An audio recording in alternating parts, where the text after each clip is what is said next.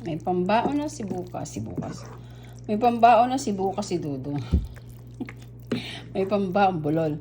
May pambaon na bukas si Dudong ko. May dinner na siya. May pambaon pa siya. Nangano kayo, diba? Paraan lang yan. Sa hirap ng buhay ngayon, walang kakain sa labas. Walang bibili sa labas. Kasi, mas masarap pa ang lutong bahay. Ito naman ay kanyang mga paborito naman. So, pwede itong ibaon bukas.